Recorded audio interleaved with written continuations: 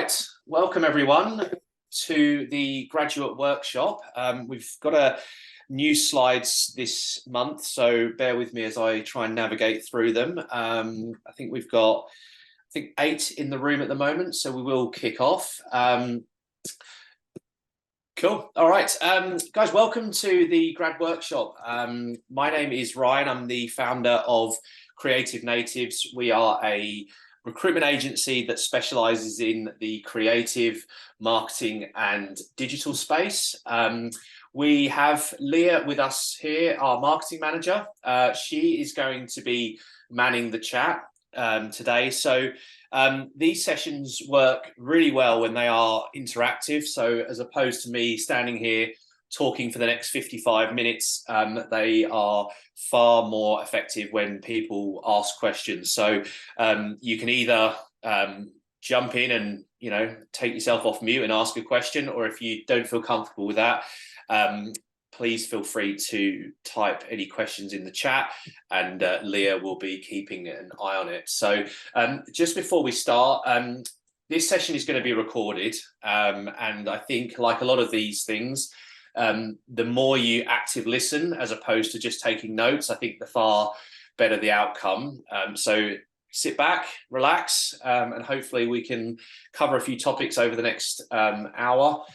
We should probably go, the presentation tends to go for about 45 minutes, and we will leave some time at the end for some questions. So let's kick off. So I do like to start each session just to try and understand a bit more about who's on the call. So if you're able to just chat the area that you're looking to go into professionally, that would just help give me a bit of an idea around specific areas to cover off. So if it's a design career you're looking for, or marketing, etc., if you could just put in the chat box, and that would be super helpful.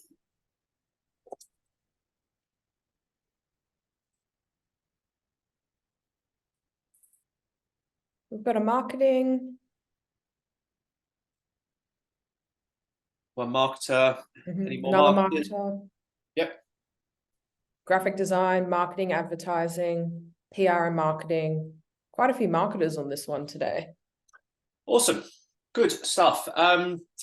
Great. And just before we jump in as well, and we haven't done this before, but if you could just maybe type a word or a couple of words of just something that you would like to get out of today's session, that will also help make sure that the information shared is relevant.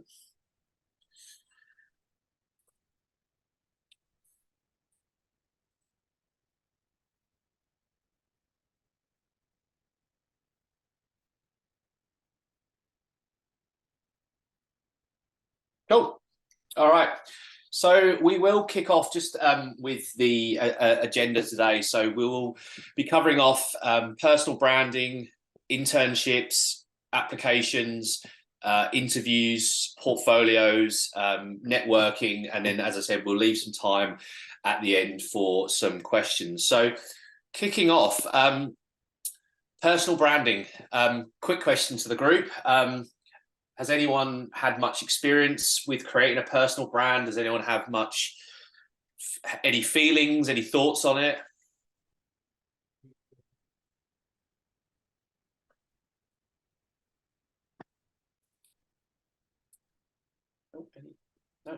No. Just waiting still. We do have a couple of things about what people are looking to get out of it. So looking to showcase projects since they don't have much work experience. A couple of people looking for guidance on like internships, understanding what their options are next. And in terms of personal branding, I've seen and follow many people on LinkedIn. I find it interesting. Cool. Interesting. Okay. Great. So I want to, just before I go in, I guess we'll kind of define what personal branding is. So personal brand is the way in which you promote what you stand for as an individual. And I think the key for this point is having one that will allow you to stand out from the pack when applying for jobs. Now, to give you a bit of backstory, so I started Creative Natives 4.5 years ago from my kitchen table. And one of the biggest and most successful ways we have grown as a business is through us as a company, but also individually developing personal brands online. So I know a number of the team have met candidates, have met clients through their online brands. So and I think there's probably a misperception that personal branding is for super experienced people or super confident people.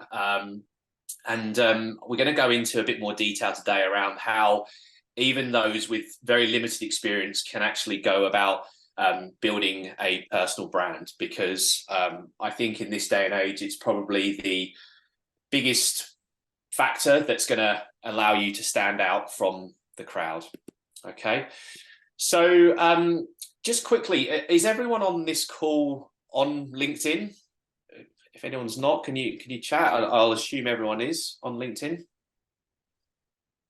Yeah, we've got quite a few yeses here, so I think we're good. Is anyone posting on LinkedIn currently?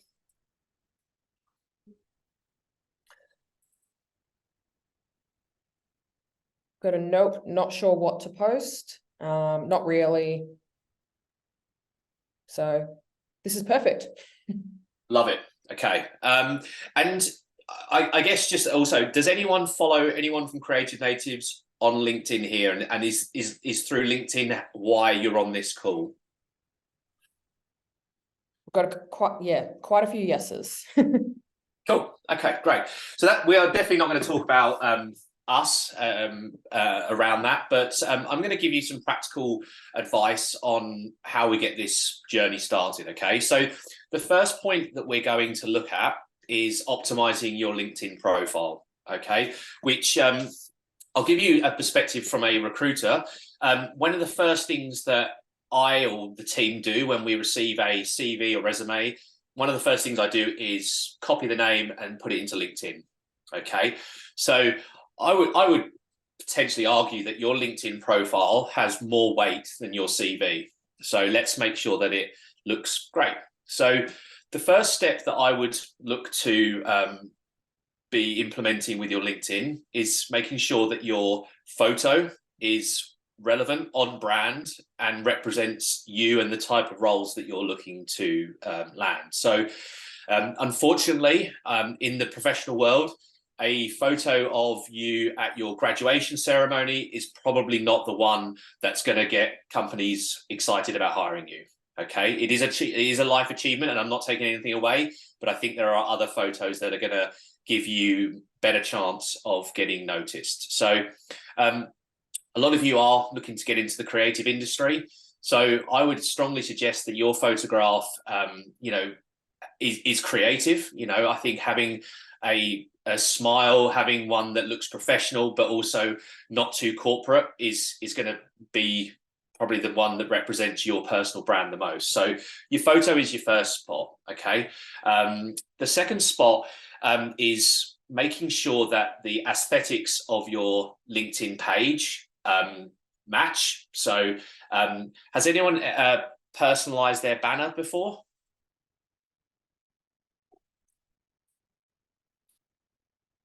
Yeah, we've got a couple of yeses here.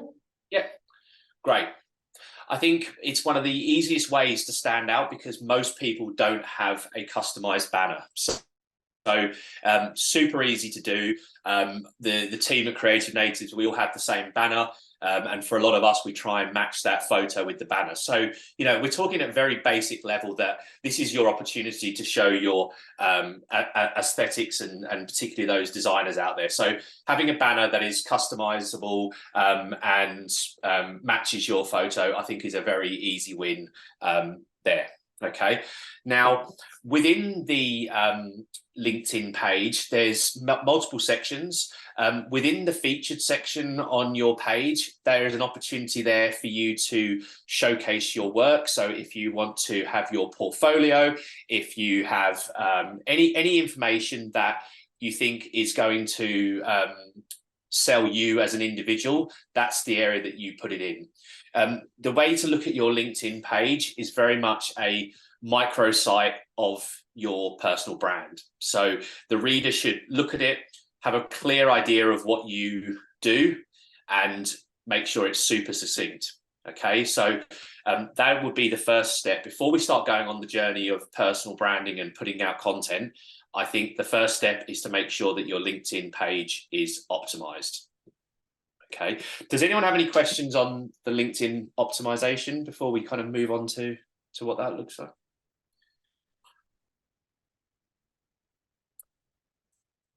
Not yet, but if there's any, I'll let you know. Yeah, cool. Okay, so the way I would say see LinkedIn, and a good way to think about it, is that you're in a huge, giant networking event that you have the opportunity to connect and to converse with as many potential hiring managers as you can. But one thing that I would caveat that with is that you wouldn't go up to someone at a networking event and ask them for a job straight away.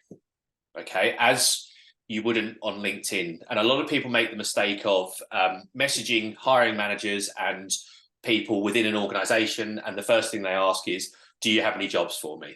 Okay, now I think that's got a very small success rate, and I think that hopefully over the next short while we'll give you a bit of a better way of approaching companies around that. For those who aren't massively familiar with LinkedIn, you're able to add 100 new contacts a week. That's an algorithm that that's how the algorithm works. So you're able to add 100 contacts a week. The other feature on LinkedIn, which you can also do if you don't want to add them as a connection and you don't feel that you're brave enough to add them straight off, you can also follow them on LinkedIn. Now, the follow button will allow you to see their content on your feed, and it will also allow you to comment on their feed. So one of the best ways to engage with potential hiring managers is to converse with their content.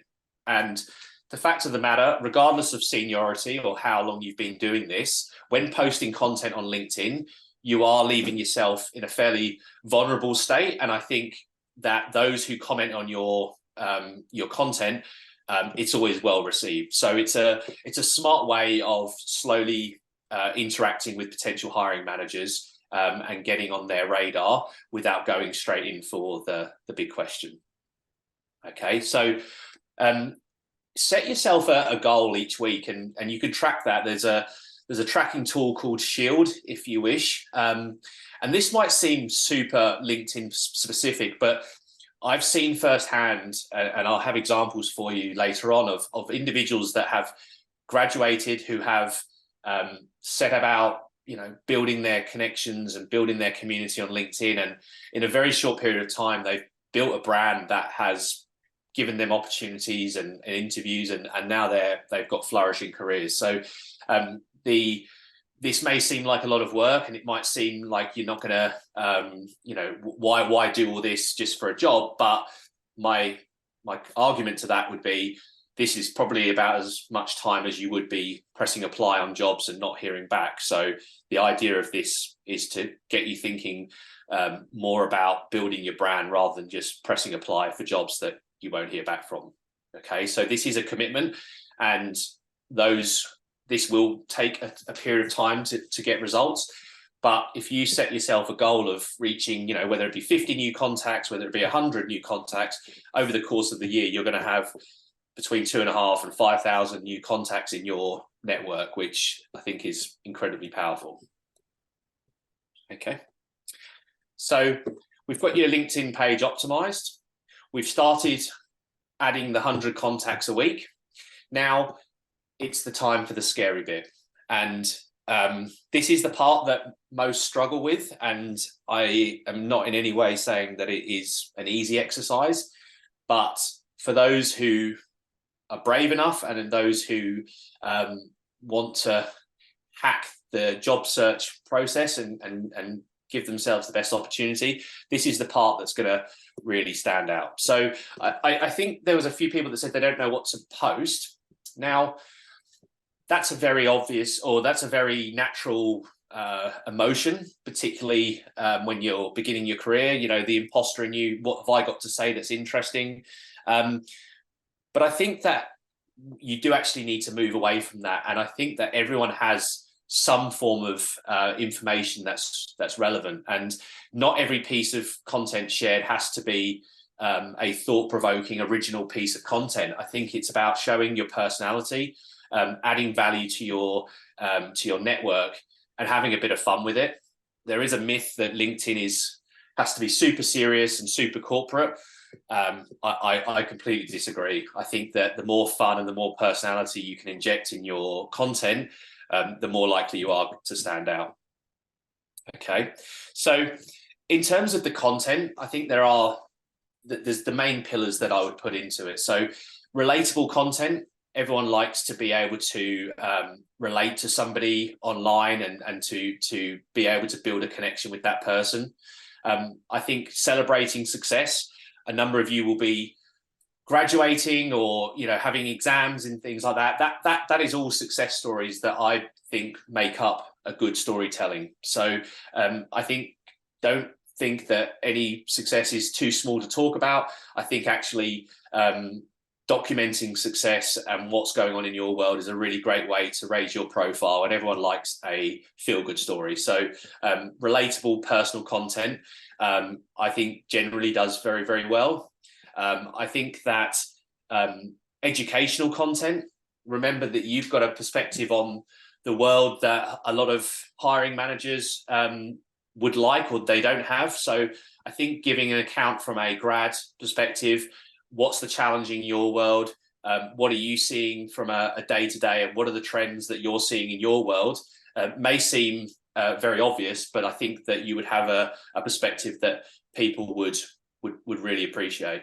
I think for designers, sharing work or sharing examples of designers that you think do really great work, etc., again, builds out that content piece. So yeah, I think absolutely have an idea around what your personal brand is, and start documenting some content pillars, and that should help you stay consistent. And that last bit is the key part. The being consistent part is the part that I would say 95% of people that have been on this course struggle with, because it is a commitment.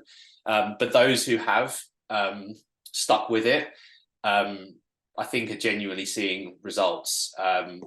The algorithm works in a way that rewards consistency. So it is worth noting that the first few posts you write aren't going to perform well, because the algorithm is getting used to your content. So the fact of the matter is you do need to consistently do it, I would say 2 to 3 times a week, in order for you to appear on people's feeds. And once you appear on their feed, you're going to be continually featuring on their feed. Okay. Now, this isn't 100% going to mean you land a job, but I would say that a hiring manager who is familiar with you through LinkedIn, and that's where a lot of time is being spent these days, is probably going to have a more of an inclination to hire you than someone who they've never heard of. Ryan, we've got a couple of questions about content. Do you think reposting content that you find interesting is a good way to start?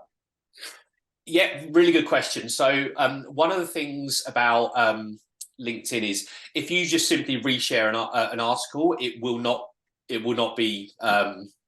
won't be seen by anyone, because the LinkedIn wants and rewards original content creators. So by resharing an article that you've seen isn't the way to go.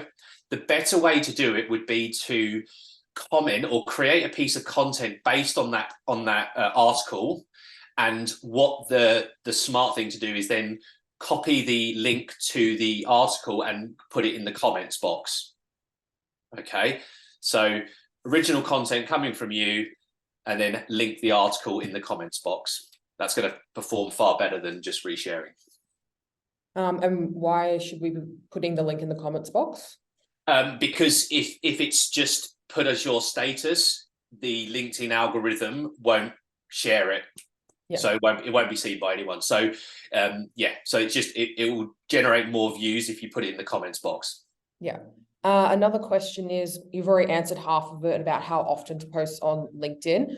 But what are the recommended formats, like graphics, videos, just text? What do you find works best? Yep. So, Leah, I think we've got a document, haven't we, that we can share around the hacks with LinkedIn. Yes, we do. Yeah. So we could share that with you, and it's a basic principles that the algorithm works to.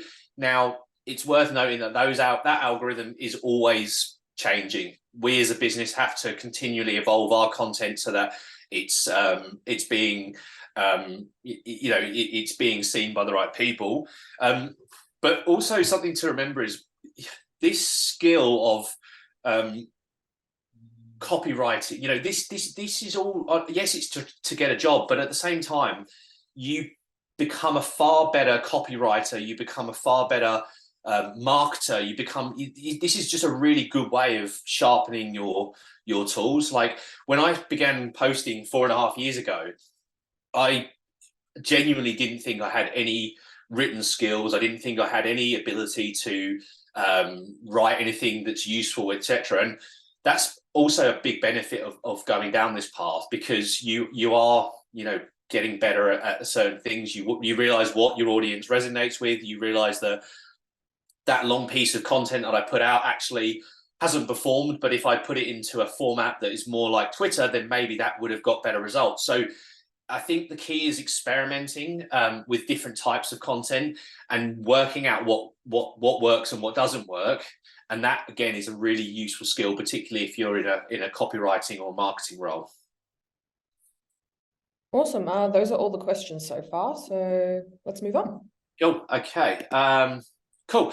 So I think we've covered off the LinkedIn stuff, and we have only got limited time. So if anyone at the end of this call is not sure, please reach out to me. I'm happy to jump on a call for 10-15 minutes, and I can give you very personalized ideas around what your content should look like. But hopefully that kind of covers the basics. So we're going to move on now to internships. Has anyone completed an internship? Yeah, we've got a couple of yeses. Yep. Good, bad? What was the feel?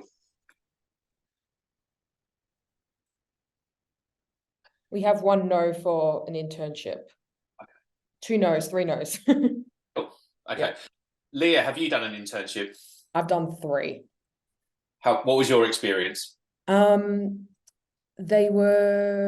was very lucky with them. They were all very practical. Like I actually did gain a lot of skills out of them. They were all unpaid. And I had to kind of work around like uni, my part-time job in order to fit them all in. I do think they're really beneficial, but it can be kind of hard to fit it in and find them as well. Absolutely. And I want to start by saying I don't support in any way businesses offering internships without pay. However, this hour is supposed to be giving you my honest take on the industry, and the reality is it is bloody tough to get your first foot in the door. And as a recruiter, without any experience on a CV, it's almost impossible for us to help, because we obviously we make our money by charging clients for introductions to candidates with experience. So without that experience, it's very hard for us as a recruiter to help. Hence why we do these sessions. But also, the internship is a really good way of just giving you something to have a conversation with. Now, I've had candidates over the years that have done, whether it be a couple of weeks here or a couple of weeks there. But what that does is it really allows us to have a conversation with a client and really sell them in as someone who's passionate about the industry.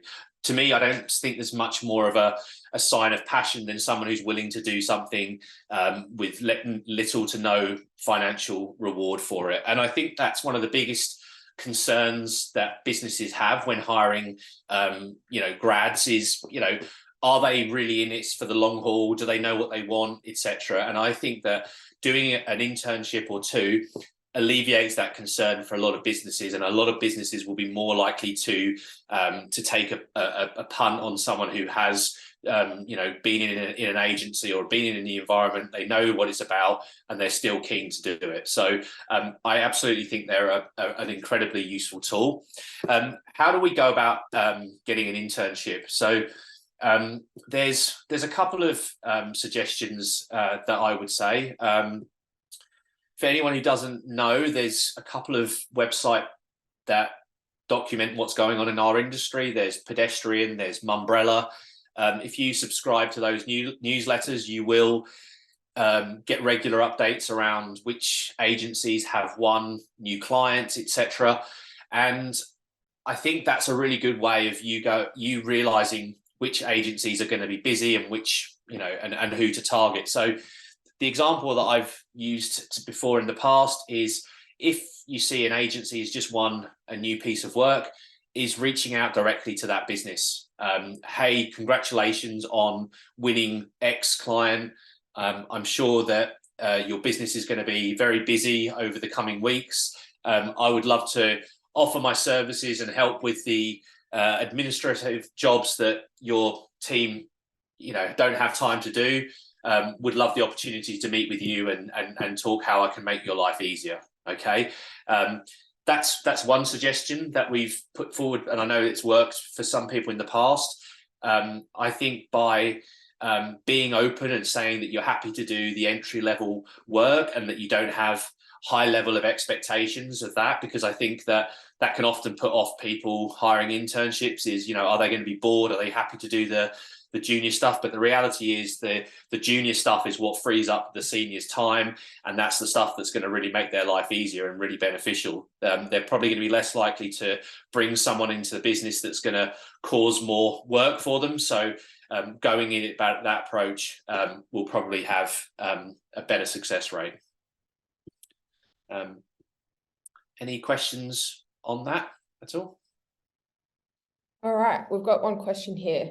I am a migrant with overseas marketing experience. I'm currently involved in volunteering and not internships. How does volunteering differ from an internship? And can the skills and experiences gained through volunteering significantly contribute to securing a job in the industry? Yeah, so the volunteer work, is that related to what you want to progress into? Yeah. So I think volunteering I think it's all useful experience, 100%. What's the difference? Not a huge amount, to be honest with you. I would probably use your volunteer experience to leverage into an internship. So to me, an internship is slightly more structured, where there's a bit more role defined, or there's a bit more direction given by the business than volunteering. But I absolutely would use that volunteering to reach out to businesses and in pursuit of an internship. I don't think volunteering necessarily is going to be enough to get your foot in the door, but it's going to at least be a stepping stone towards an internship for sure. And I'd also add, it is, and this is just me being very black and white and transparent, being from overseas is another, it is tough for getting your foot in the door here. It really is. And that's just the reality of the market. I'm absolutely not supporting that fact. I'm just being very honest and saying, that being a grad is tough, but being a grad from overseas is even tougher. So again, it's you have to, position yourself in the right way and go about things the right way to give yourself that extra bit of a chance. All right. Yeah. Cool. Okay. Yeah. And look, once you get an internship, I think the key thing that every intern should be able to demonstrate with very limited experience is initiative. Okay. Leah, with your internships, I mean, were you given much structure? Like, what was your approach with it? So one was very structured. They had like an intern program and they had regular intakes every quarter. And that's the one that I actually managed to turn into a part-time marketing role afterwards. Yep. So we did have like certain sessions that were just for interns throughout the day. But then also like I was given a lot of exposure to marketing stuff, but like the thing was I did absolutely everything that I was asked of me, and I did it enthusiastically. And I was always asking if there was anything else I could do. I was trying to make myself as indispensable as possible, essentially. Such good advice. And honestly, I think this is the part that so many miss around an internship is this is such an opportunity for you. Once you're in the building and you've got that, it is just showing initiative. How can I do this? Is there anything that I can do to make your life easier? What are you struggling? You know, being that super useful, super helpful person. Like I yet to meet a business owner that would not see the value in bringing this person on into the business in a longer term arrangement. So absolutely, when you're in there, super initiative, turn up early, you know, go the extra mile, and not and leave your ego at the door. You know, like I think there's no, you know, I'm at this level. You know, I think just go in, do the basic stuff really, really well, and make an impression, and I'm sure that you'll see success. But just getting that opportunity is something that really should be taken with both hands for sure. Cool. All right. Cool. The fun bit, cover letters. Everyone's thoughts. Have you put together a cover letter? Do you think they're a waste of time? Any thoughts on it?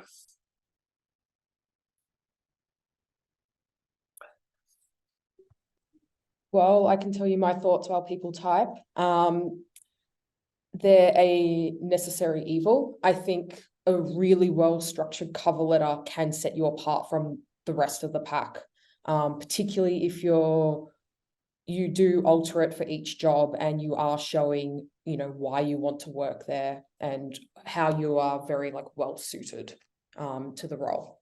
Yeah. And we do have a couple of responses here. So they think it's a great part of applying for the role, get to show who you really are a bit better. We've also got time consuming because you have to customize it to each job description, which is very true. Super important, have written a couple, some have worked, some haven't, and would love some tips and you know, of what they should be putting into it. Yeah, absolutely. I mean, the first point is absolutely you do have to customize it for each job. I think if you're not, they are completely waste of time. Okay, if you're putting a generic cover letter out, then you know why would they hire you if that's the level of attention you're going to go to? So there's no real like I think any decent company, you're not going to get anywhere without a decent cover letter. So let's kind of talk about what that should consist of. I mean, there's a few things that I think are really really important to look at, and I think the first is understanding the tone of voice of the organization is a really key one. How do you find that out? I would say that most corporations and businesses, you can judge their tone of voice by their social media and their website and the content they put out there. I think we all know, particularly if we're studying marketing, we get a gist of whether a company is super corporate, if they're fun, if they're jovial, you know, and, you know, particularly if you're going for a marketing role, your ability to identify that tone of voice and be able to match it is absolutely crucial. You know, they're not going to bring someone in who doesn't understand the way or which they communicate. So matching the tone is absolutely crucial. We've got in the notes here using AI and ChatGPT. It's wow, it's an incredibly powerful tool. It is definitely not what I would say. It doesn't replace the human nature, but have a play around with it. Have a look at who the founder of the organization is, what the business is, and just see what ChatGPT delivers. You know, I have an interview with this company. What sort of things should I ask? Okay, it's going to give you at least some food for thought. And if you do that for each business, it takes 30 seconds, and just you could pick out a couple of themes. Okay, and those themes should be aligning with the values of the organization. So the big one for is that exactly. So trying to understand what a company's values, what they stand for, and incorporating those values into your application are a very easy way of you standing out. Okay, I think doing your research, seeing if there's any publications, any content that have been produced by the senior leadership team of that organization will give you an idea of what things are important to that business. Okay, so you've got tools at your disposal, but do your research, make sure that it matches the tone of voice, and show some passion. Okay, like you're trying to get them to meet with you, to hire you, and you have to demonstrate in a short, succinct way of why you want to work for that organization. So make sure that you come across as enthusiastic and show that you're passionate about joining that organization. Okay. Yeah, cool. Any questions on the cover letters before we go on? Is there an ideal length for a cover letter? Yeah, I mean, I think again, it's you're talking short attention spans, that so I think that the information needs to be short, sharp, succinct. As a rule of thumb, I would say 3 paragraphs would be suffice. And I think that again, if you can do it in less than that, but sell yourself, I think is that. But make sure you edit it, make sure that it's not too wordy, and get information that's not relevant out there. But yeah, as a rule of thumb, I think 3 paragraphs is a fairly standard amount. We have another question. Should it be a formal separate document, or should we incorporate it into the body of the email? I think both work, to be honest with you. I think that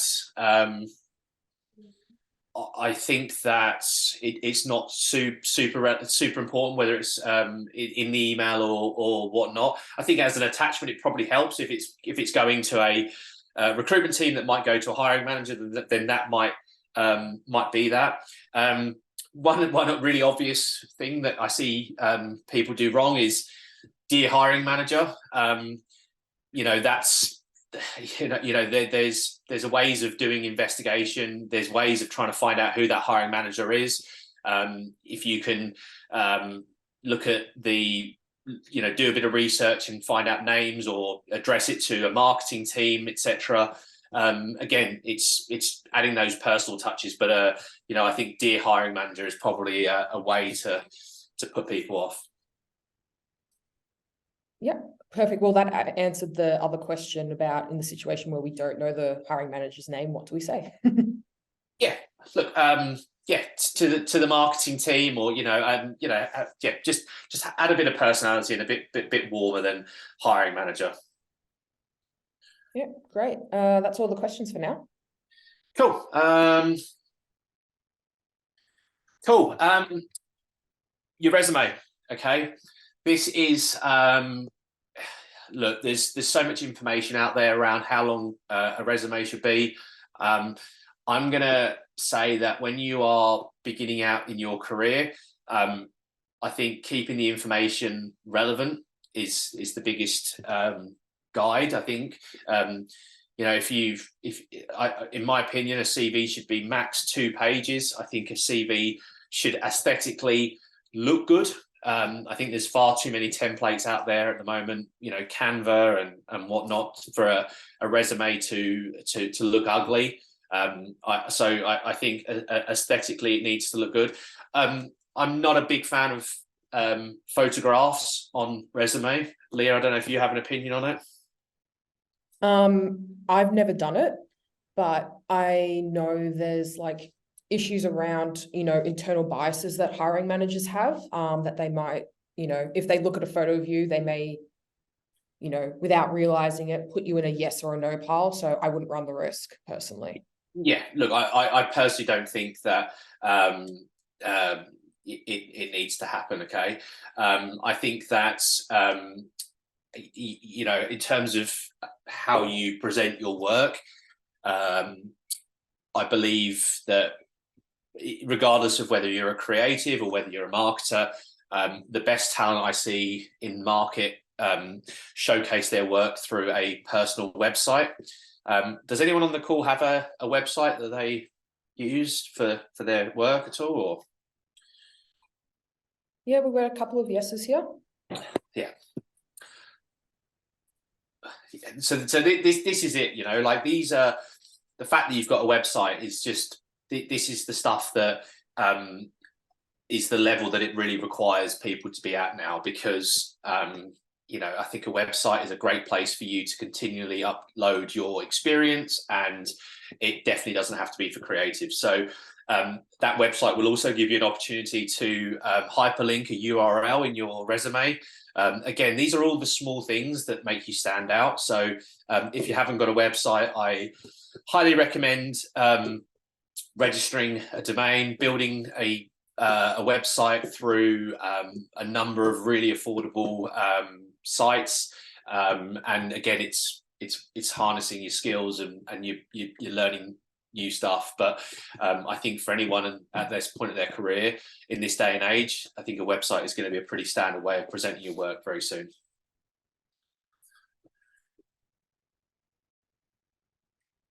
All right, I think we can move on. Yeah, cool. Okay.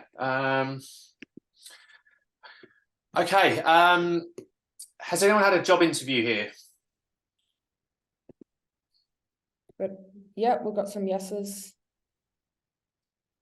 Scary. Okay.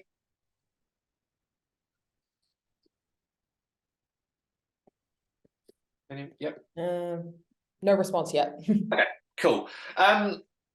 Interviews, as cliche as it sounds, are the best way to get better at interviews is by having as many as possible. No one starts their career being able to nail an interview, but at the same time, there are certainly steps you can do in order to give yourself the best opportunity.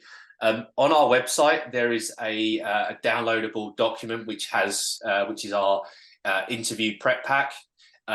It's really detailed around how you would prepare for that.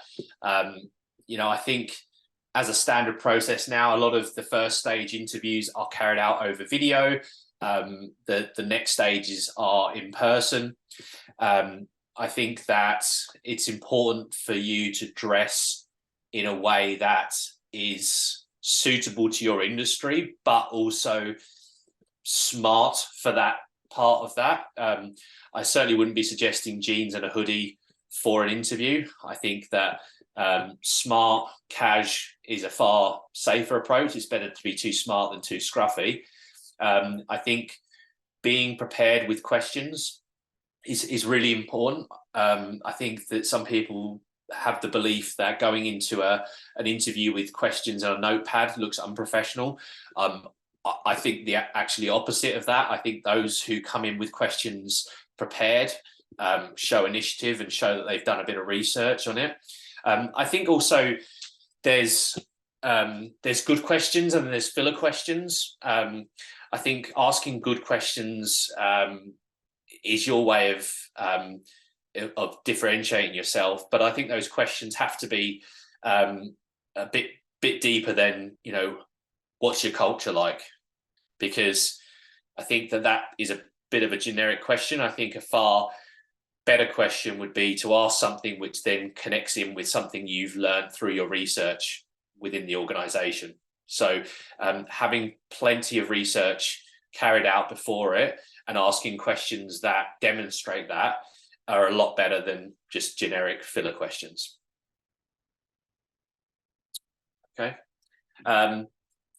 You know, in terms of the body language and you know, giving the first impression, you know, I think obviously the obvious, you know, firm handshake when you meet with people, sit up right if you're in that interview environment, and yeah, look, absolutely have questions at the ready. You know, and you know, one thing is, which I would also suggest, is having a dummy interview with someone you know, or a friend or a family. It just helps you deliver your sales pitch, which is ultimately what you're trying to deliver, in a short, succinct way. If it needs to, which may feel strange, practice in front of a mirror, but certainly get the conversation juices flowing before you go in for the first time. But as I said, the guide on our website has a really detailed guide for you on that. Cool. All right. So we've talked about portfolios, and one of the questions that often comes up is, how do I produce a portfolio without any experience? Okay.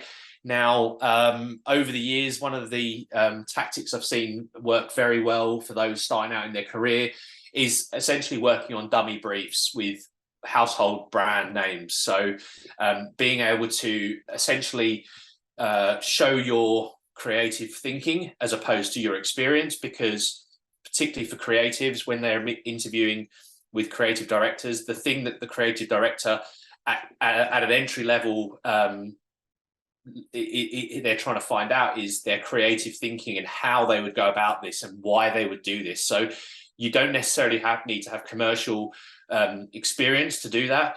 So if you're able to demonstrate a dummy business challenge and how you went about it and had visual slides to present, that's going to at least give you something to show and talk through with people, rather than just waiting for that foot in the door. So constantly be working on dummy briefs as your portfolio. Try and get some work outside, whether it be volunteer work, whether it be does your local business need some new flyers done? Do they need menus redesigning? Do they need anything that can give you an ability to create some work and get some experience? So yeah, I think, register a business number, an ABN, an Australian business number, and start trying to find work in all different shapes and sizes. And I don't think it necessarily has to be at a big advertising agency for you to be a designer. I think it's just about finding experience and building up that experience over time.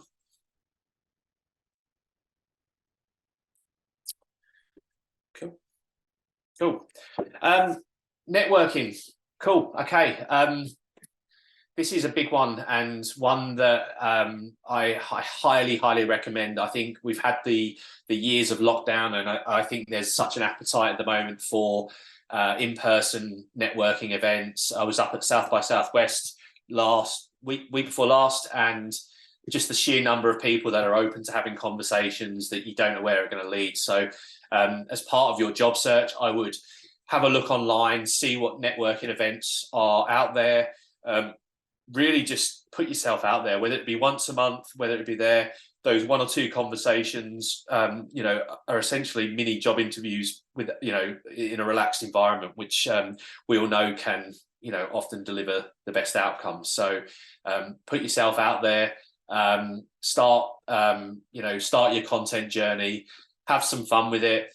Don't be afraid to ask for internships. And yeah, I think it's, just put yourself out there. Okay. Because the reality is, and whether those on the back of this call decide to start this journey, I mean, we're in a very uncertain time in terms of the economy at the moment, particularly for creatives. It's not all doom and gloom, but at the same time, there are a number of candidates that with a lot of experience that are struggling to get some work. So it's not to say that it's an extremely difficult time, but you just need to make sure that you position yourself in the right way and don't go on an endless journey of applying for jobs and hoping to hear back, because that can be demoralizing. It can be a real confidence blow. I think if you start implementing some practical things and have fun with it, and also be kind to yourself, because it's not going to happen overnight. Everyone has their different journeys and things happen at different times. But I think putting yourself in the way of opportunity is a far better and more effective way than just hit and apply. We've got a question about networking. Yep. Do you have any suggestions for professional marketing events or networking groups in Melbourne that one should be a part of? Yeah, I mean, there's meetups left, right, and centre. In terms of that, I guess, you know, it's as simple as it seems. It's simply putting Google, you know, marketing networking event Melbourne, and often things will pop up. There's yeah, there's conferences, there's all different things out there. I think it's just doing a bit of research and finding what's relevant to you, and not being that fly on the wall and being proactive and having conversations with people. It's an art, and I know some people find it very scary, but geez, it's a incredibly powerful way of getting noticed and building confidence. Just off the back of that, I would also suggest looking specifically for marketing industry groups, because they often have like networking events as well. Yeah, so whether it's marketing or like there's graphic design industry groups, and there's all different ones. They're also quite good too. And just on that as well, when it comes to you know, going to an event, or you know, you can use that event as the basis of your content. Okay, so you could go to a meetup and you could see 3 industry leaders speaking. You could tag them in that and say, hey, really enjoyed a chat with XYZ. You know, and again, you're you know, getting on those people's radar. You're positioning yourself as that person who goes to those events, and you're building your personal brand. Okay, so don't, you know, you know, all of this stuff all integrates with each other, and an event is definitely a way that you can do that. You know, there's an example, and there's a guy called Michael Saliba who he reached out to us on the back of a uni exercise we did with one of the universities. He asked me for an internship. He started working with us. He moved into a marketing role. He's now producing regular content. He's now got a job working in an agency. So there's all these little stones that all kind of fall into place. But I think the part that most people struggle with is just getting those first few stones down. They think, okay, I've got to get the job, but you know, adding X number of contacts a week is micro steps to getting to your network to a size where it's at. And there's another lady called Rosie Chong who is, you know, a huge name on LinkedIn now. And again, she just posts about her experience of you know, being a migrant, you know, working in Melbourne, and she tells her story really well, and she inspires a lot of people. And you know, she's not a celebrity. I mean, she probably has kind of, you know, a big following now, but again, she started out off as just being vulnerable and sharing her experience, and you know, it's now got to the point where she's now speaking at events and giving her insights to things. So that's the fun part about it now. There's never been an easier or a better opportunity to reach a wider audience. It's just stepping out of your comfort zone and getting things moving. Great. If there's any more questions, please pop them in the chat. Oh, one's just popped up. Yep. About interviews. How can we handle impromptu calls from recruiters regarding a job opening that we might not immediately recall what the job is because we've applied for so many jobs? Sure. Okay. Good question. So first off, I wouldn't be saying I've applied for lots of jobs. Okay. So that would be my first you know, caveat with that. So the part is just asking the recruiter to confirm the position that they have on. It's also worth noting, and particularly the way we like to work, is we like to speak to candidates to get to know them in general rather than just a specific role. But if they are talking about a specific role, just get them to reconfirm what role it is, and do it that way. Cool. Question about cover letters. Should they be done as just like a plain Word doc, or should they be done with the same template? If you've done your resume in like a Canva template, should you do your cover letter in the same template? I think a template would look better.